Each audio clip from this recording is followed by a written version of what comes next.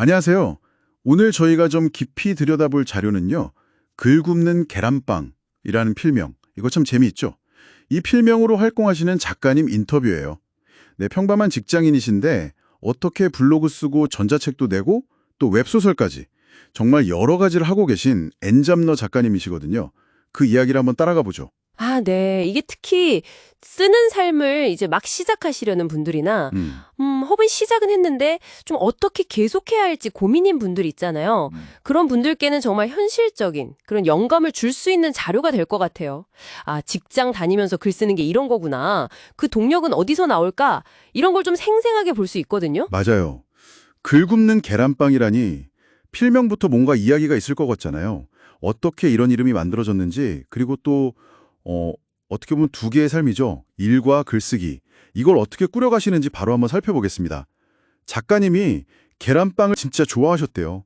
그래서 처음에는 그냥 계란빵으로 시작하셨다는데. 아, 정말요? 네, 근데 블로그 이웃 한 분이 글을 빵처럼 굽는 건 어떠냐, 이런 아이디어를 딱 주셔서 지금의 글 굽는 계란빵이 됐다고 하더라고요. 오. 뭔가 일상의 소소한 즐거움이랑 창작의 열정, 이게 딱 결합된 이름 같아요. 네, 그 필명 자체가 아주 흥미로운 상징 같아요. 말씀하신 것처럼 일상의 즐거움, 그러니까 그 계란빵 같은 소박함하고 글 굽기라는 창작 행위, 이걸 잘 연결해서 보여주는 거죠. 작가님의 정체성을요. 근데 더 놀라운 건 본업은 경력이 거의 20년 되신 이러닝 컨텐츠 기획자라는 거예요.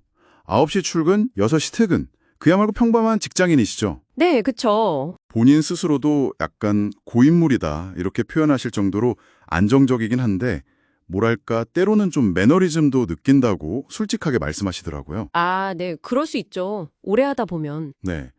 그래서 글쓰기는 주로 출퇴근 시간이나 점심시간, 주말 이런 자투리 시간을 활용하신대요. 글쓰기를 시작하게 된 계기가 이게 좀 인상 깊어요. 그냥 뭐 직장 생활이 힘들어서 돌파구를 찾아서 이런 게 아니었고요. 오, 그럼 어떤? 가까운 가족분이 갑자기 돌아가시는 일을 겪으면서 나는 진짜 뭘 하고 싶지? 이런 질문을 스스로에게 던지게 됐대요. 아, 삶의 큰 전환점이네요. 네, 그래서 마음이 설레는 일을 한번 해보자 찾다가 글쓰기까지 오게 되셨다고. 이게 참 삶의 큰 변화가 때로는 이렇게 자기 내면을 깊숙이 들여다보게 만드는 것 같아요. 그리고 그게 단순한 취미를 넘어서서 아주 강력한 좀 개인적인 동기로 이어지는 거죠. 살렘을 따라갔다는 거. 이게 창작 활동으로 이어진 아주 중요한 포인트 같습니다. 맞아요. 사실 그전에는 영화 감독을 꿈꿨는데 현실적으로 좀 어려워서 접었던 경험도 있으셨다고 하고요. 그러다 웹소설을 즐겨 읽었는데 동료 한 분이 너도 한번 써봐, 이렇게 격려를 해줘서 용기를 내셨다고 하네요. 아, 주변의 격려도 중요했군요. 그렇죠. 근데 처음 블로그 시작했을 때는 좀 막막했나 봐요. 뭘 써야 할지 몰라서 뭐 투자라던가 부동산 이런 주제도 다뤄봤는데 소위 돈 되는 글이요? 네, 그런 거요. 근데 본인이 별로 재미를 못 느끼고 반응도 그냥 그래서 좀 힘드셨다고. 아마 처음 글 쓰는 분들이 많이 겪는 어려움일 것 같아요. 여기서 진짜 중요한 점이 나오는 것 같아요. 바로 그 지속 가능성은 결국 진정성에서 온다는 거예요. 그러니까 작가님이 꾸준히 쓸 수 있었던 건 결국 트렌드나 뭐 수익성 이런 걸 줬기보다 자기가 진짜 재미를 느끼는 거, 일상이나 생각, 이쪽으로 방향을 잡았기 때문이거든요. 남하고 비교하거나 조급해하지 않고 내가 즐거운 글을 쓰는 거, 그게 핵심이라는 거죠. 아, 그 진정성이 결국 꾸준함의 비결이었군요. 말씀 듣고 보니 그러네요.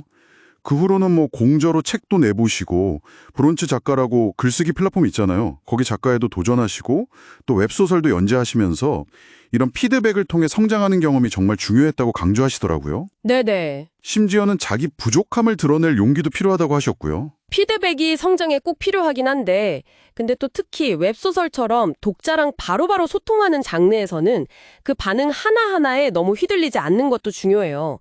자기 중심을 딱 잡고 내 이야기를 지켜나가는 그 균형 감각이랄까요?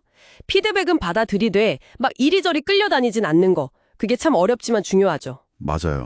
지금 로맨스 웹소설 작가로도 활동 중이신데 쓰는 과정이 물론 힘들지만 그게 가장 설레고 재미있다고 하시더라고요. 창작의 기쁨이 큰 거겠죠? 네.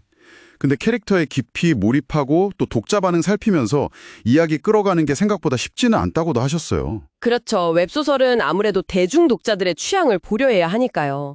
하지만 그 안에서도 작가만의 어떤 고유한 색깔, 독창성을 어떻게 잘 녹여낼 것인가, 그게 관건이죠.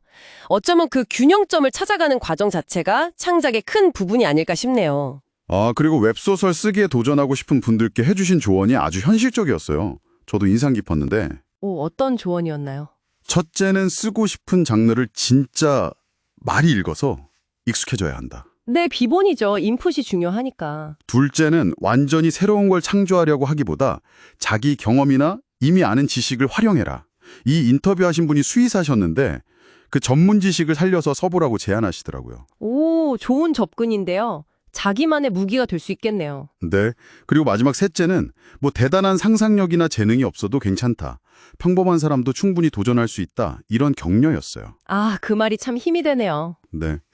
오늘 글 굽는 계란빵님 이야기를 쭉 따라와 보니까요. 뭐 특별한 재능이나 환경이 아니라더라도 누구나 자기 일상 속에서 쓰는 삶을 통해서 새로운 즐거움, 또 성장의 기회를 찾을 수 있겠구나. 이런 희망을 좀 본 것 같아요. 특히 직장 다니면서 글 쓰는 그 현실적인 조언들이 참 와닿았습니다. 맞아요. 결국 글쓰기를 계속하게 만드는 가장 큰 힘은 재미와 흥미라는 점, 그리고 완벽하게 준비될 때까지 기다리는 게 아니라 일단 시작하고 꾸준히 해나가면서 자기만의 길을 찾는 그 과정 자체가 중요하다는 거, 이 메시지가 참 선명하게 남는 것 같습니다. 꼭 글쓰기가 아니더라도 괜찮을 것 같아요.